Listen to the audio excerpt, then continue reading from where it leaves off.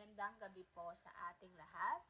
Ang devotion natin for tonight ay pinamagatang, Why am I a failure? Failure, big word.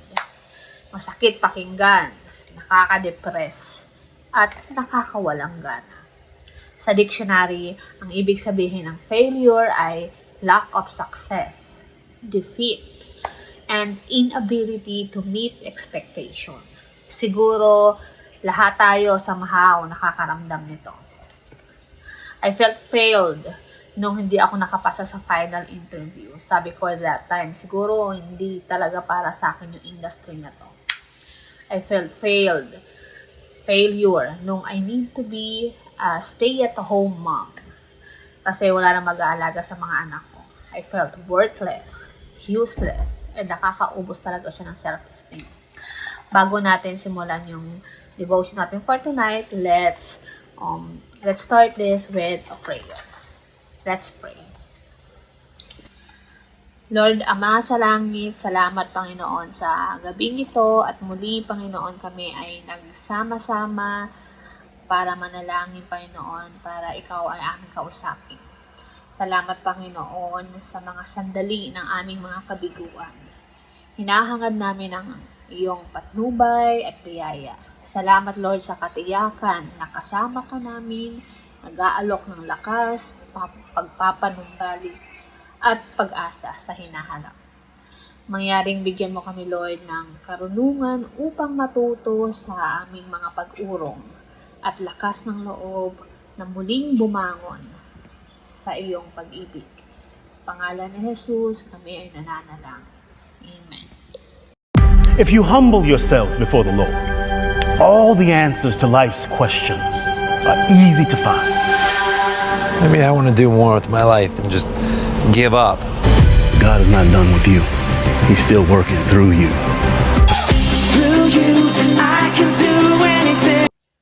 Sa clips na napanood natin from the movie Nothing is Impossible, si Scott Beck felt like a failure. Gusto niyang ipagmalaki siya ng kanyang ama, and his only shot was getting drafted in NBA. Sabi sa Proverbs 24:16, For though the righteous fall 7 times, they rise again, but the wicked stumble when calamity strikes. Sabi nga, di ba, God can take your setback and turn it into a comeback, no matter what you are facing or where you find yourself. We need to know na si Lord can take your mess and turn it into a message. God can also take your test and turn it into a testimony. You know what? Life has a way of leaving its mark on us. At para sa ilan yung markang iyon ay nakatatak sa mga salita at kilos ng isang mahal sa buhay na nagtatanong kung ano yung halaga mo. You're a failure. Buwisit ka. Wala kang sinabi sa kapatid mo. Wala kang kwenta.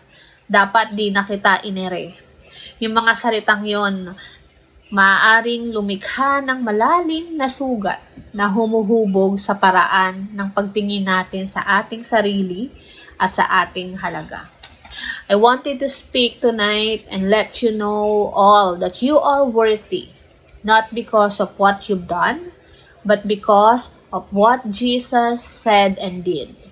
Sabi ni Jesus, you're worth enough to me that I'll pay the price of heaven to go to the cross and die in your place so that you could have life and start over again when you fail.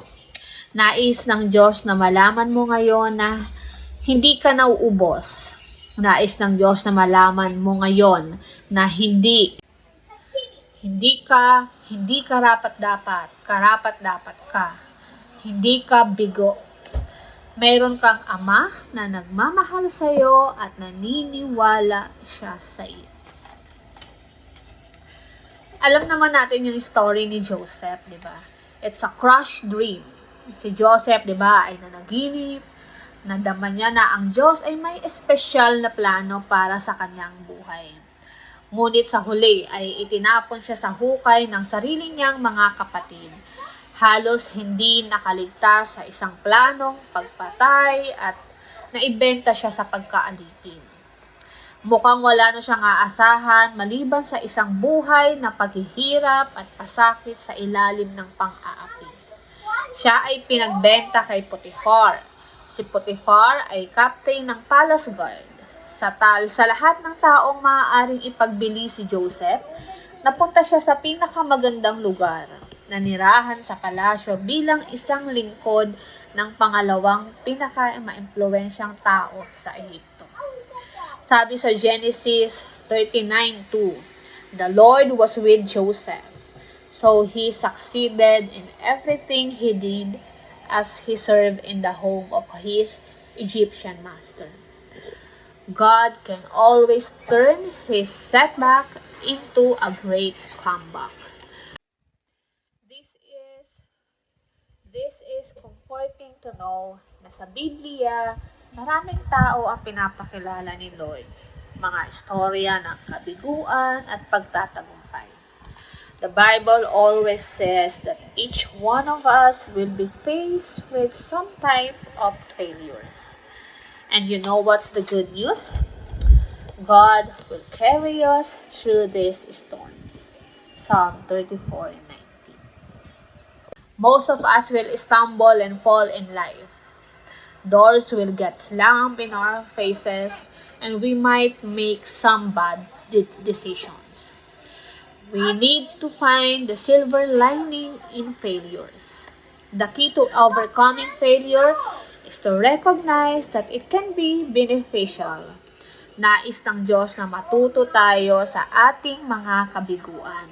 Lalo na't gusto niya nang matuto tayo na hindi na muling magkamali. Kailangan nating harapin ang ating mga kahinaan at tanggapin ang personal na responsibilidad para sa ating mga aksyon.